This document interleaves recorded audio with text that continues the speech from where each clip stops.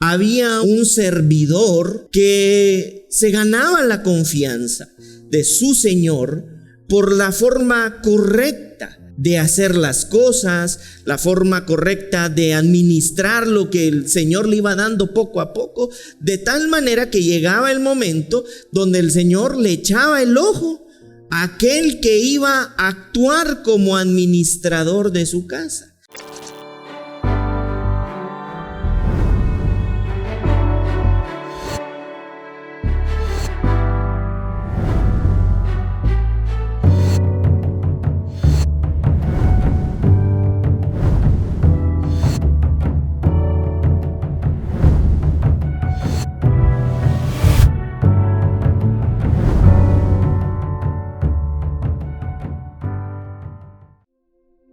Yo creo que Dios es bueno. Digan conmigo, Dios es bueno. Muy bien. Vamos a dar inicio con la enseñanza a la que le he puesto por nombre administradores de Dios. En algún momento ya he enseñado un poco acerca de esto, pero quisiera retomar algunos puntos y que logremos dimensionar que la administración de parte de Dios es una responsabilidad que Dios nos delega. Una responsabilidad que Dios delega en nuestras vidas, un atributo o una destreza que Dios por medio de su Espíritu Santo coloca en nuestras vidas, y que entonces tenemos la oportunidad de ser administradoras o administradores de muchas de las áreas que Dios nos ha confiado. Como por ejemplo, somos administradores de la gracia de Dios, de lo que el mismo apóstol Pablo hace mención, ¿verdad? Que seamos fieles administradores de la gracia de Dios. Y él invitaba, ¿verdad?, a que pudiéramos crecer en esa administración. También somos administradores de la familia, somos administradores de nuestro ser. Somos administradores inclusive hasta de nuestras o de las finanzas, ¿verdad? Somos administradores inclusive hasta de lo que, y esto podría entrar dentro de nuestro ser, desde lo que nos alimentamos, ¿verdad? Yo siempre bromeo porque, no siempre lo digo, pero yo me imagino que a veces cenamos así mal, ¿verdad? Y después tenemos cada sueño, ¿verdad? Y decimos, Dios me dijo, pero nos dimos en la noche, casi que nos enfermamos para poder ir a descansar, ¿verdad? Entonces a veces no sé si es Dios o el manjare que le metimos al cuerpo, ¿verdad? Es decir, somos en muchas áreas administradores de Dios, ¿verdad? También personalmente creo que una de las áreas en las que somos y administramos la vida de Dios es con nuestro desarrollo espiritual, ¿verdad? Es decir, si nosotros, y siempre lo he dicho así, no somos fieles a nuestro desarrollo o crecimiento espiritual, es muy probable que no podamos ejercer esa fidelidad en ninguna otra área, ¿verdad? Porque hoy sí, mañana no. Entonces debemos darnos cuenta que ser administrador es una atribución que Dios nos delega como un atributo de Dios que podemos desarrollar. La propuesta de Dios es que logremos desarrollarlo, y por eso necesitamos ser responsables. Digan conmigo, hay responsabilidad e intencionalidad en lo que Dios nos da. Es decir, hay una tarea por hacer, ¿verdad? Con compromiso, con sinceridad, con honestidad, y cada día con más claridad de parte de Dios en nuestros corazones. Antes de dar inicio con esta enseñanza, yo quisiera leerles una frase que incluso ya se las mencioné hace unos servicios, no sé si 2, 1 o 3, pero se los voy a leer y dice así: ¿eres tú cuando te hablas quien determina si has caído en un bache o en una tumba? ¿Verdad? A mí esta frase honestamente siempre ha provocado como que resuene en mi corazón y en mis pensamientos la necesidad de saber cómo nosotros nos hablamos ¿verdad? Y creo yo que algo importante que nosotros debemos hacer es crecer en la voz de Dios, en la palabra de Dios, porque en muchas ocasiones decimos creer conscientemente en algo, pero inconscientemente en otra cosa. Entonces nosotros mismos estamos divididos, y al estar divididos no podemos permanecer ni fieles, ni firmes, ni seguros, ¿verdad? Es como cuando alguien dice, mira, estoy creyendo porque me voy a ir allá, ¿verdad? Enfrente, por ejemplo. Pero mira, yo estoy de alguna manera al otro día o en la noche, ¿verdad? Estoy creyendo que en este lugar me van a hacer una mejor propuesta de pagar menos, ¿verdad? Entonces, ¿qué es, verdad? O sea, irte allá o quedarte acá. Es decir, automáticamente hay una división en nuestro sentir, y al estar divididos en nuestro sentir hay un conflicto. Ni siquiera con alguien, con nosotros. Y si existe un conflicto con nosotros, es inevitable que tengamos un conflicto con medio mundo, porque ni nosotros nos hemos puesto de acuerdo y queremos que otro nos entienda, ¿verdad? No va a pasar. Simple y sencillamente no va a pasar. Entonces yo sí los invito a cada uno de nosotros como administradores de Dios, que podamos afirmarnos permanentemente en lo que Dios somos. En Dios somos. ¿Tú qué eres en Dios? Un hijo. ¿Qué eres en Dios? Un amado de Dios. ¿Tú qué eres en Dios? Un bendecido de Dios. ¿Tú qué eres en Dios? Un escogido de Dios. ¿Tú qué eres en Dios? Un fortalecido de Dios. ¿Tú que eres en Dios? Un ministro de Dios. ¿Tú que eres en Dios? Un reconciliado en Dios. ¿Sí te das cuenta? Y entonces hay momentos y escenarios en nuestras vidas donde las cosas se ponen difíciles y nos decimos todo lo contrario. Soy un maldito, soy un esto, no sirvo para nada. Porque simple y sencillamente lo consciente no ha llegado hasta nuestro inconsciente. ¿Y saben cuál es la sorpresa mayúscula de todo esto? Que lo inconsciente está funcionando aunque estemos descansando. Estamos dormidos, pero eso está activo, porque está en lo profundo de nuestro corazón.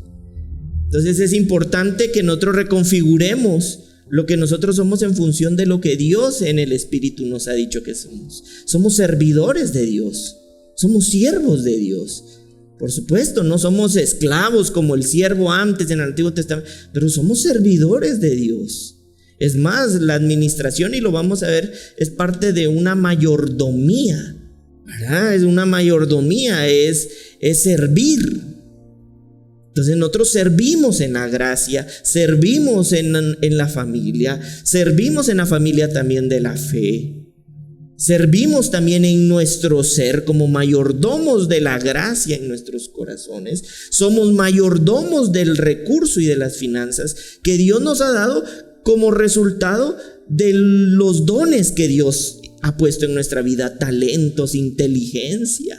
Lo que sucede, y antes de meterme directamente a la enseñanza, es que como hemos nacido en una naturaleza caída, tendemos al egoísmo. Entonces decimos, ¿cómo decimos? Es mi vida. No te metas, ¿verdad? Desde ahí te das cuenta que el egoísmo te está llevando a una mala administración. Si nuestras vidas son de Dios, o nosotros no la fuimos a escoger al súper, no. Incluso por eso algunos dicen, ¿verdad? Yo no pedí nacer, pero cuando no era persona andaba ahí fecundando, pues, y fue el que fecundó entre no sé cuántos millones. Entonces sí pediste de alguna manera, porque aunque no tengamos conciencia de eso, en algún momento de nuestra vida, en esa etapa de nuestra vida, hicimos todo lo posible por tenerla, ¿verdad? Entonces, de parte de Dios, nosotros somos administradores mayordomos. Muy bien, vamos a empezar a leer entonces lo que dice Hebreos capítulo 3, versículo 1. Por tanto, hermanos santos, participantes del llamamiento celestial, considerad al apóstol y sumo sacerdote de nuestra profesión, Cristo Jesús, el cual es fiel al que le constituyó, como también lo fue Moisés. Es decir, Moisés fue fiel. Pero según la Escritura, Moisés fue fiel en toda la casa de Dios, porque de tanto mayor gloria que Moisés es estimado digno cuanto tiene mayor honra que la casa el que la hizo. Porque toda casa es hecha por alguno, pero el que hizo todas las cosas es Dios. Y Moisés a la verdad fue fiel en toda la casa de Dios como siervo, para testimonio de lo que se iba a decir. Pero Cristo como hijo sobre su casa, la cual casa somos nosotros, si retenemos firme hasta el fin la confianza y el gloriarnos en la esperanza. Es decir, la Escritura nos está enseñando sobre un administrador llamado Moisés, ¿verdad? Y hay tres figuras aquí importantes dentro de lo que leímos. Y primero es que existe Moisés como un administrador, como un servidor. Existe Jesús como el arquitecto o el dueño de la casa. Y existe la casa, ¿verdad? Es decir, la Escritura está diciendo, en su momento hubo un siervo que fue un administrador de esta casa, que fue fiel, y que era importante que fuera fiel porque era un ejemplo profético de lo que iba a venir en Jesús. Pero resulta que ahora estamos en un tiempo donde el dueño de la casa está a cargo de la casa. Ya no es Moisés el que está a cargo de la casa, es Jesús. Y hace mención entonces de esa casa. Recordemos que y ayer en las casas de reino se estuvo enseñando precisamente un poco acerca de esto de la casa espiritual, ¿verdad? Entonces, y ahí los invito, por eso es importante que estemos siempre en nuestras casas de reino, que nos estemos congregando, que vengamos a los servicios, porque tratamos de que todo esté vinculado, ¿verdad? Es decir, no enseñamos esto fuera de aquello, o sea, todo tratamos de que esté ordenado, y por eso te invitamos a que te puedas congregar. Y hay un paréntesis, recordarte, gracias Gio, recordarles que somos una hechura nueva. Y si somos una hechura nueva y suya, dice la Escritura, para buenas obras, el congregarnos es una expresión de lo que hemos entendido de parte de Dios. Y si no hemos entendido el congregarnos, probablemente hay muchas cosas que no hemos entendido entonces, ¿verdad? Porque eso es la A, ¿verdad? De las vocales, ni siquiera el abecedario. Entonces vamos a ver. Lo que dice Hebreos 3:1 es importante. Hubo un cambio de administración. Administrador viene de un griego. Yo creo que lo tenemos ahí para que ustedes puedan tomar nota, lo podamos leer juntos. Del griego oikonomos, que traducido ya al español es casa y ley, ¿verdad? Ya mejor explicado, esto significa administrador según la ley y el orden de la casa, siervo superior responsable, un mayordomo, un curador y un tesorero. Es decir, de alguna manera podemos entender con esto que el administrador ordena la casa según la ley que rige en esa casa, ¿verdad? Por eso es que, y eso de ahí también se ha heredado de mientras estés en mi casa, yo digo lo que tenés que hacer, ¿verdad? O sea, esa es más o menos la lógica. Entonces dice administrador según la ley y el orden de la casa, siervo superior responsable, era un servidor, un siervo responsable de mucha confianza que actuaba como un mayordomo, como un curador o un tutor y un tesorero. Es decir, en aquel tiempo del Antiguo Testamento venía y el señor de la casa, ¿verdad? Un Abraham, por ejemplo, gente de mucho poder, tenía servidores, pero dentro de esos servidores, que muchos de ellos o la mayoría eran esclavos, había un siervo, un servidor que se ganaba la confianza de su señor por la forma correcta de hacer las cosas, la forma correcta de administrar lo que el Señor le iba dando poco a poco, de tal manera que llegaba el momento donde el Señor le echaba el ojo aquel que iba a actuar como administrador de su casa. Y el que iba a actuar como administrador de su casa era un siervo que había alcanzado superioridad sobre los otros, ¿verdad? Entonces ya le decían, te delego esto, de tal manera que entonces el mismo Señor lo ponía a cargo de todas las cosas. Y dentro de todas esas cosas de la casa había dinero, había tierras, habían decisiones importantes que habían que tomar, ¿verdad? Entonces el Señor, venía y les delegaba esa capacidad administrativa. Entonces el libro de Hebreos, como está escrito dentro de un contexto oriental, está haciendo referencia a eso. El libro de Hebreos 3:1 está hablando de que el Señor es el que está a cargo ahora de la casa y que puso por administrador a Jesucristo como el siervo superior de todas las cosas. Pero eso entonces ahora nos habla que hubo un cambio de administrador.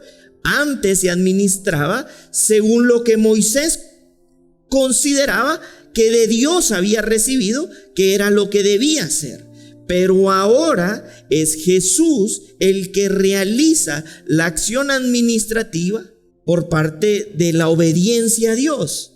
Por eso habla de una ley. En el tiempo de Moisés, la ley estaba en tablas. Ahora la ley está en Cristo Jesús por medio de su Espíritu Santo y ya no escrita en tablas, dice la Escritura, sino en el corazón del ser humano. Es decir, esto nos habla de un cambio administrativo, ¿verdad? Entonces vemos claramente que está Jesús, ¿verdad? Como el administrador, el arquitecto, podríamos decirlo así, de la casa. Está el Padre, ¿verdad? Que delegó a Jesús sobre cómo debía llevar las cosas como administrador. Y en ese momento también, en su momento, fue administrador Moisés. Y yo quisiera que hoy pudiéramos, antes de meterme a cosas específicas de administrador de las finanzas, administradores de la gracia, como que pudiéramos comprender de una mejor manera qué es ser un administrador de Dios o qué es esta administración de parte de Dios. Entonces nosotros quiero que vayamos y nos demos cuenta que hay una casa espiritual. Digan conmigo, hay una casa espiritual en donde estamos todos. Entonces yo quiero que vayamos a ver lo que dice Génesis 28, capítulo 28, versículo 10. Este es un momento profético en el que está Jacob. De Jacob ya hemos aprendido un poco, pero dice lo siguiente en el versículo 10: salió pues Jacob de Beerseba y fue a Harán, y llegó a cierto lugar y durmió allí, porque ya el sol se había puesto. Y tomó de las piedras de aquel paraje y puso su cabecera, es decir, estaba bien cómodo, y se acostó en aquel lugar. ¿Sobre qué? Las piedras, la roca, ¿verdad? Y soñó, y he aquí una escalera que estaba apoyada en tierra, y su extremo tocaba en el cielo, y he aquí ángeles de Dios que subían y descendían por ella. Y he aquí Dios estaba en lo alto de ella, el cual dijo: yo soy el Dios de Abraham tu padre y el Dios de Isaac. La tierra en que estás acostado te la daré a ti y a tu descendencia. Versículo 14: será tu descendencia como el polvo de la tierra, y te extenderás al occidente y al oriente, al norte, al sur. Y todas las familias de la tierra serán benditas en ti y en tu simiente. La misma promesa que Abraham. He aquí, porque era un heredero de la promesa de Abraham. He aquí, yo estoy contigo y te guardaré por donde quiera que fueras, y volveré a traerte a esta tierra, porque no te dejaré hasta que haya hecho lo que te he dicho. Y despertó Jacob de su sueño y dijo: ciertamente Dios está en este lugar, y yo no lo sabía. Versículo 17: y tuvo miedo y dijo: cuán terrible es este lugar, no es otra cosa que casa de Dios y puerta del cielo. En el versículo 19 nosotros vemos que entonces Jacob le puso por nombre a ese lugar Betel, ¿verdad? Betel, traducido ya al español, es casa de Dios. ¿Qué fue lo que dijo Jacob después de que se levantó? Dijo, este lugar es una casa de Dios. Recordemos que aquí hay ciertas sombras proféticas que es importante tomar en cuenta. Como por ejemplo que Jacob quedó reposado en un descanso profundo sobre la roca. La roca es una figura profética de Cristo Jesús. Es decir, hemos aprendido sobre el descanso. Y eso es precisamente lo que le pasó a Jacob. Jacob llegó a un momento en el que estaba cansado y entonces descansó sobre la roca que es Cristo. También dice en este capítulo que entonces sobre esa roca, si no estoy mal, Jacob derrama aceite, ¿verdad? Que es figura de la unción de Dios. Es decir, claramente es notorio que esa roca está siendo la figura de Cristo y la unción del Mesías sobre la roca representa y nos da más claridad de que es Jesucristo, ¿verdad?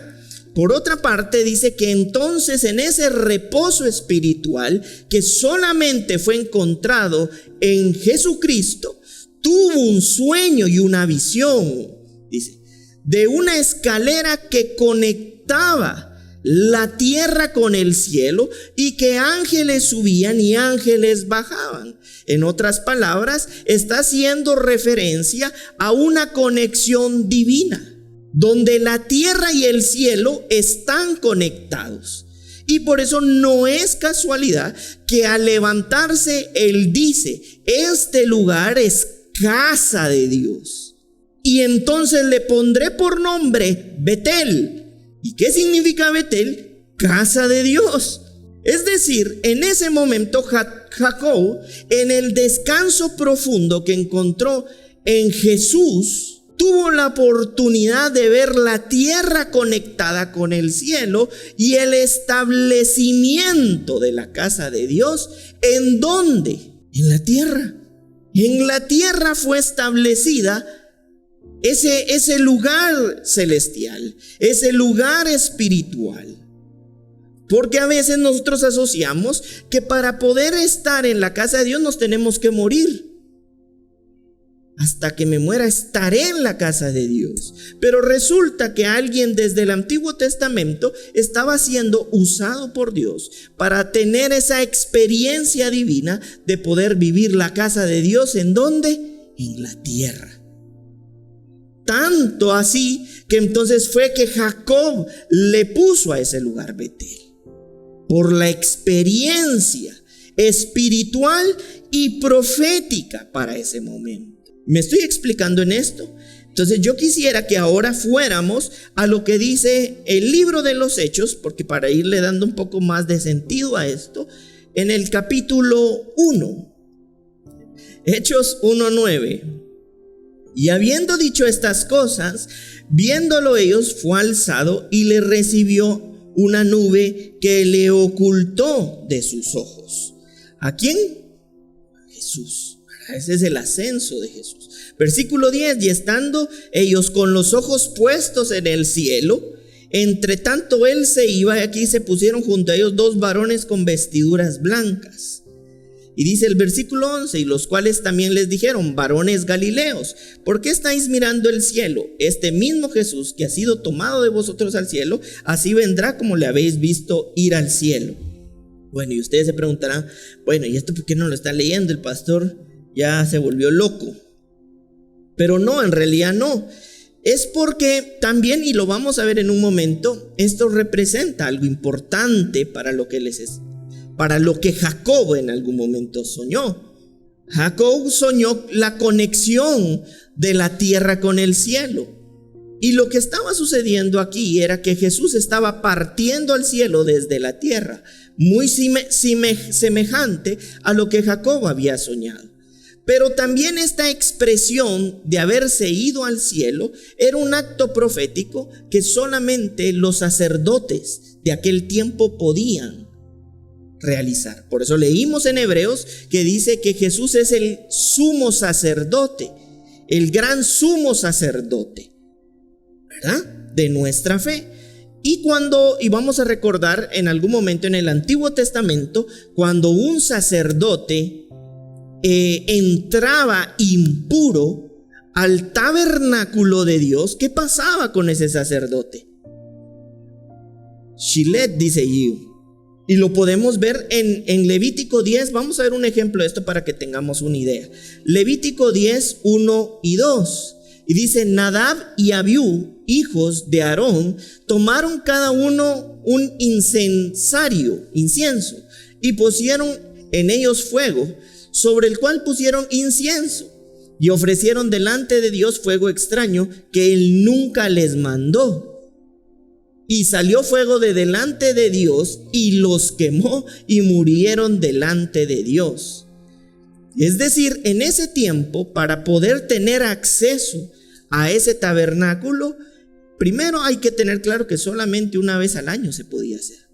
No era que un sacerdote diga: ahorita vengo, luces campero, ¿verdad? No, en realidad era una vez al año. Y entonces los sacerdotes entraban. Y no sé si ustedes sabían, pero para poder entrar al tabernáculo, el sacerdote tenía que sacrificar un animal. Y este animal tenía que tener ciertas características. Ser un animal que estuviera básicamente limpio, sin defecto, ¿verdad? Entonces lo sacrificaban y entonces ya podían entrar. Porque el sacerdote tenía una figura importante y era ser un mediador, ¿verdad? Es decir, el sacerdote entraba en nombre de todo el pueblo a pedirle perdón a Dios. Pero no cualquiera podía entrar. Y aquí estamos viendo el ejemplo. Estos sacerdotes se quisieron poner las pilas, entre comillas, y no les fue bien. Ahí murieron. Entonces, cuando Jesús está entrando al cielo, es una figura profética de lo que hacían los sacerdotes entrando al tabernáculo. Y por eso era importante que quienes estaban presentes en el momento del ascenso al tabernáculo celestial, si lo vemos de esta manera, pudieran verlo. Es decir, que hubieran testigos de que eso había ocurrido. En otras palabras, había Jesús traspasado los cielos, ¿verdad? Y al traspasar los cielos quedaron en ese estado abierto. Por eso es que antes solo podían algunos entrar al tabernáculo, pero después de que Jesús atravesó los cielos, nosotros ahora tenemos acceso a Dios. Y es ahí donde entonces existe un nuevo cambio, y por eso leíamos lo de Hebreos. La administración cambió. Antes solo algunos sacerdotes podían entrar al tabernáculo, pero ahora por medio de Jesús nosotros tenemos acceso a la casa de Dios, algo que solamente era exclusivo para los sacerdotes del Antiguo Testamento, si pertenecían a cierto linaje y cumplían con ciertos requisitos. Entonces, en el libro de los Hebreos se nos está diciendo, en lo que leímos, que la administración cambió, que el administrador de la casa espiritual cambió. Y porque el administrador de la casa espiritual cambió la ley de la casa. Y al cambiar la ley de la casa, entonces ahora nosotros podemos acceder, dice la Escritura, al trono de la gracia. Tenemos acceso a Dios, tenemos acceso al Padre, tenemos acceso a la casa espiritual que Jacob proféticamente vio al reposar en Jesucristo. Y entonces vio conectado el cielo, ¿con qué? Con la tierra. Y Jesús estaba representando ese traspaso, ese intercambio, de tal manera que por eso nosotros hoy somos benditos y bendecidos por Dios, porque el cielo está abierto. El cielo permanece abierto como resultado del nuevo administrador de la casa de Dios. ¿Sí me estoy explicando en esto que les estoy diciendo? Entonces, tenemos que tomar en cuenta que el sacerdote era un mediador. Por eso es que nosotros ahora sabemos de que por medio de Jesucristo tenemos un intercesor. Por eso es que surge esa figura de Jesús como intercesor, como resultado de que Él se convirtió en el sumo sacerdote de la fe. Lo que leíamos en Hebreos 3, 1 al 6. Cambió la administración, cambió el sacerdocio. Y por eso dice la Escritura, antes una vez al año los sacerdotes presentaban un sacrificio, pero ahora la Escritura dice que fue una vez y para siempre. ¿Se dan cuenta que empezaron a surgir cambios? Y resultado de esos cambios es que hoy nosotros podemos experimentar de esta administración de Dios, en donde Dios también deposita por medio de su Espíritu Santo el que podamos administrar los asuntos de Dios, administrarlos en nuestras vidas, administrarlos en nuestra familia, administradores de la gracia de Dios, ¿verdad? Administradores del ser, es decir, es posible ya no ser más víctima de nosotros mismos. El mismo apóstol Pablo le dice: ten cuidado de ti, cuídate de ti mismo. No le dijo en ese momento: cuídate de otros, cuídate de ti. Porque como hemos visto y lo vimos hace unas semanas, no recuerdo cuánto, el mismo profeta Elías le dijo al pueblo de Israel, le dijo: ¿hasta cuándo claudicarán entre dos pensamientos? Entre el esposo y el amante. ¿Y de dónde venía ese mal?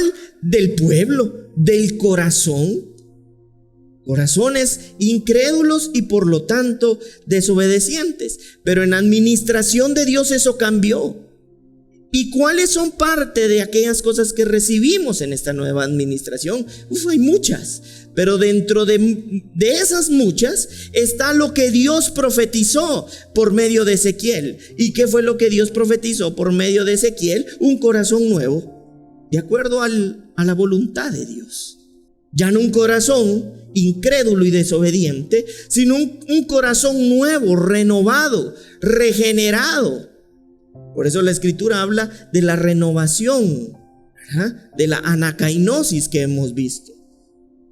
Es decir, de un nuevo refrigerio en naturaleza para el corazón del hombre.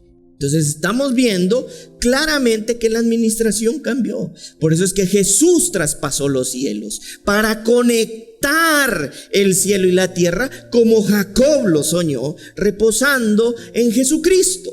Es decir, que si nosotros entramos a este descanso del que hemos visto, podemos experimentar los beneficios de la vida espiritual que produce el descanso, que produce la vida, pero que también ahora nos hace responsables de la administración, junto con nuestro hermano mayor. Vamos a ver lo que dice Hebreos 7:27. Y dice que no tiene necesidad cada día, como aquellos sumos sacerdotes, los que les decía, de ofrecer primero sacrificios por sus propios pecados, lo que les explicaba hace un momento, y luego por los del pueblo, porque esto lo hizo una vez y para siempre, ofreciéndose a sí mismo. Por eso Él es el Cordero que quita el pecado del mundo, como dice el apóstol Pedro, porque era perfecto. Y al ser perfecto, esta ofrenda quitó el pecado por ser Jesucristo, y una vez para siempre esa condición para poder tener acceso, ¿verdad? ¿Qué había en el tabernáculo? Cosas que les voy a mencionar rápidamente. Estaba el arca del pacto, estaba el candelero que tenía 7 recipientes, estaba el altar y estaba la fuente de agua. Todo eso representación ¿de quién? De Jesucristo. El candelero con 7 recipientes que representaban la unidad y la perfección. ¿Y quién era el Cordero perfecto? Jesucristo. ¿Y qué era el arca del pacto? El lugar donde estaba guardada, ¿qué cosa? La ley de Moisés, ¿verdad? Y estaba el altar donde presentaban el sacrificio, y en ese altar había pan. ¿Y quién es el pan de vida? ¿Y qué había ahí? Una fuente de agua. ¿Y quién es la fuente de agua inagotable? ¿Se dan cuenta? Entonces Él conectó el cielo y la tierra y estableció una nueva administración, porque ahora la casa de Dios fue establecida para que todos tengamos acceso a Dios y al Padre. ¿Sí lo estamos viendo? Y por eso es entonces que el apóstol Juan en Apocalipsis 21, 1 al 8, vamos a leerlo. Miren lo que dice el apóstol Juan: vi un cielo nuevo y una tierra nueva, porque el primer cielo y la primera tierra pasaron. El mar ya no existía más. Y yo, Juan, vi la santa ciudad, la nueva Jerusalén, descender ¿de dónde? Del cielo, de Dios, dispuesta como una esposa ataviada para su marido. Y oí una gran voz del cielo que decía: he aquí el tabernáculo de Dios con los hombres, y Él morará con ellos, y ellos serán su pueblo, y Dios mismo estará con ellos como ¿qué? Su Dios. Miren versículo 4: enjuagará Dios toda lágrima de los ojos de ellos, y ya no habrá muerte, ni habrá más llanto, ni clamor, ni dolor, porque las primeras cosas pasaron. ¿Cuáles primeras cosas? Las de la administración de Moisés. ¿O no? Y el que estaba sentado en el trono dijo: he aquí yo hago nuevas todas las cosas. ¿Cuántas? Todas. ¿Cuántas? Y me dijo: escribe, porque estas palabras son fieles ¿y qué? Verdaderas. Y me dijo: hecho está. ¿Y qué dijo Jesús en la cruz? Como el sacrificio: yo soy el alfa y el omega, el principio y el fin. Al que tuviera sed, que había en el tabernáculo, fuente. Yo le daré gratuitamente de la fuente del agua de la vida. Y el que venciere heredará todas las cosas. Yo seré su Dios y él será mi hijo. Pero los cobardes, esto está fuerte, e incrédulos, los abominables y homicidas, los fornicarios y los hechiceros, los idólatras y todos los mentirosos tendrán su parte en el lago que arde con fuego y azufre, que es la muerte segunda. Miremos lo que dice el versículo 10: y me llevó en el espíritu a un monte grande y alto, y me mostró la gran ciudad santa de Jerusalén, que descendía del cielo, teniendo la gloria de Dios, y su fulgor era semejante al de una piedra preciosísima, como piedra de jaspe, diáfana como el cristal. Bueno, ¿qué dice el apóstol Juan que vio? Descender ¿qué? La nueva ciudad, la nueva Jerusalén, que fue lo que Jacob vio. Esto. ¿Y qué fue lo que Jesús hizo cuando leímos que traspasó los cielos? Precisamente entrar al lugar santo. Al lugar santo no entraban todos como en el tabernáculo. Por eso leímos en Hebreos que Él era el gran sumo sacerdote de nuestra fe. Entonces Él al ser, como lo leímos también, la gran ofrenda perfecta de Dios, pura, sin mancha, el cordero que quita el pecado del mundo, estableció lo que el apóstol Juan está viendo aquí: el gran tabernáculo de Dios, como esa casa de Dios, en donde ahora nosotros, por medio de ¿quién? Del mediador. ¿Y quién es el mediador? Jesucristo. Tenemos acceso a lo que vio ¿quién? Jacob, desde el Antiguo Testamento, proféticamente. ¿Y qué vio? Y él mismo lo dijo: ¿la casa de quién? ¿La casa de quién? De Dios. ¿Y en dónde? En la tierra. Y entonces le puso por nombre a ese lugar como Betel, que significa ¿qué? La casa de Dios. Y entonces vemos en hebreo por qué y cómo fue que cambió la administración celestial, para que ahora nosotros tengamos acceso al trono de la gracia. Y el trono de la gracia es un lugar santo. Quiere decir que si siguiéramos bajo lo que en Hebreos 3 dice, 1 al 6, no hubiéramos podido entrar, porque como vimos en Levítico, aún los hijos de Aarón, que eran sacerdotes, murieron por presentar una ofrenda inmunda. Y Dios le dice, ¿sabe quién se los pidió? Lo mismo que pasó con Saúl. Ahí estuvo el gran problema de Saúl, que trató de ser y hacer lo que no era posible para ese tiempo. Y entonces resuelve la gran duda. ¿Y por qué David? Y que si David estuvo peor, y así decimos, ¿verdad? Como para sentirnos más mejor, dirían por ahí. Lo que sucede es que Saúl de una vez fue en contra de todo lo que estaba establecido, porque era Dios quien designaba. No era un autollamado y un autoproclamado, era designación de Dios. Aarón, Dios lo designó, Dios lo llamó. Como a Jesús. Sí lo estamos viendo. Qué glorioso es cómo Dios ha establecido la casa de Dios. Y en esa casa, y en esta casa espiritual de Dios, es donde también dice entonces el apóstol Pablo que los administradores sean encontrados fieles, porque aún el del Antiguo Testamento, Moisés, era fiel. Cuanto no más los de esta casa, que son los administradores de Jesucristo. Poderoso, ¿verdad?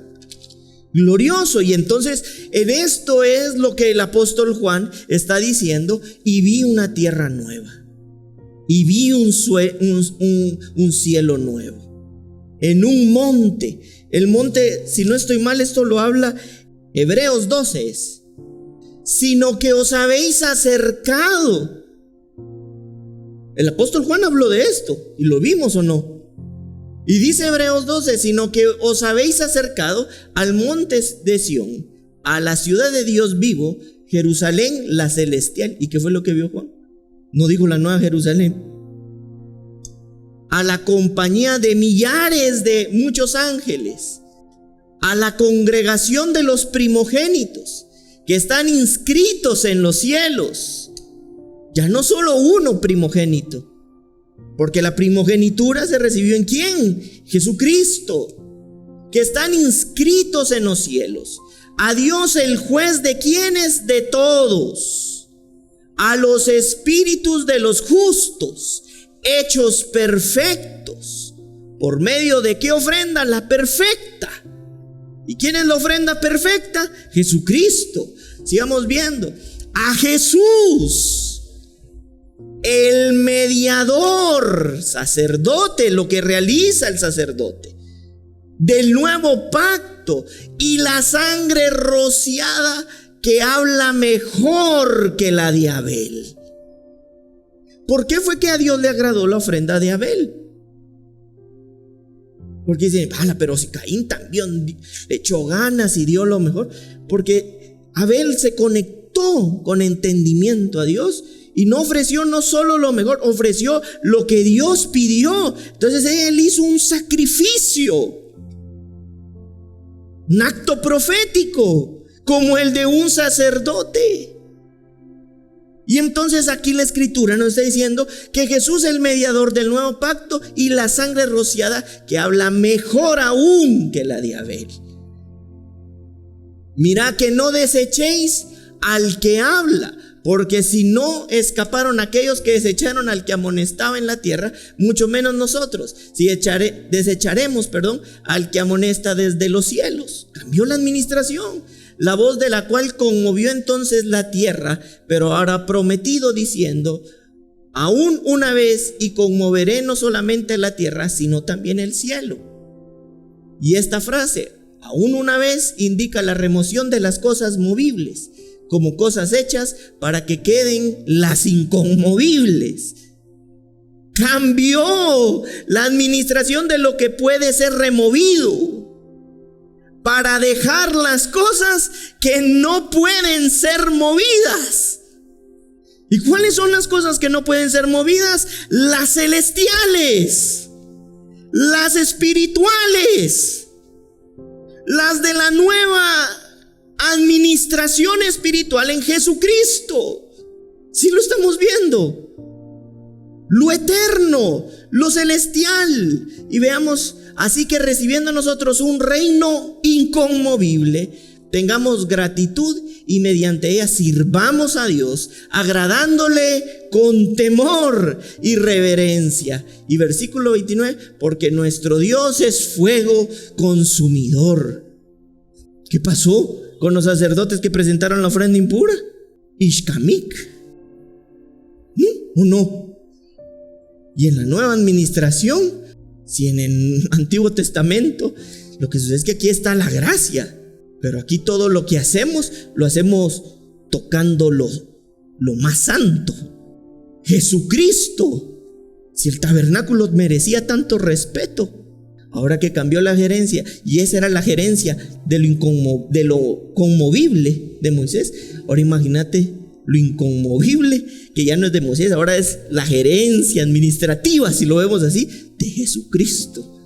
Y a veces andamos porque la gracia, y son las cosas superiores. Entonces es donde dice, sirvamos con temor y reverencia en esta nueva administración celestial. Y cambió la tierra y el monte. Se acercaron muchos primogénitos, dice, llenos de ángeles. ¿Te das cuenta? ¡Qué glorioso! ¡Qué poderoso! Pero qué responsabilidad servir en la casa de Dios establecida en esta tierra, en esta nueva administración. Porque ya ni siquiera es contra el tabernáculo de Moisés, sino contra el tabernáculo de Jesucristo. Y por eso es que el apóstol Pablo le dice a Timoteo en 1 Timoteo 6:12. Miren lo que dice: pelea la buena batalla de la fe, echa mano de la vida eterna, a la cual asimismo fuiste llamado, habiendo hecho la buena profesión delante de muchos testigos. Pelea la buena batalla de la fe, echa mano de la vida eterna. ¿Echa mano quién? Timoteo. Porque fuiste llamado por Dios para eso. Habiendo hecho ¿qué? La buena profesión. ¿Quién debía hacer esa buena profesión? Timoteo. Es decir, Dios estableció todo lo inconmovible, dice la Escritura, para que ahora echemos mano. ¿Quién debe tener la acción? Pues Dios en Jesús hizo todo, pero ahora nos corresponde a nosotros hacer nuestra parte. ¿Y quién hace la buena profesión delante de muchos testigos? ¿Quién? Entonces, crecer en el desarrollo del diseño de la madurez en Cristo Jesús, ¿quién lo debe hacer?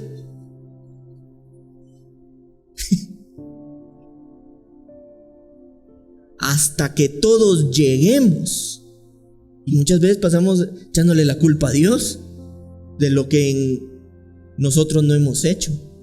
Y es crecer en esta buena profesión de la fe.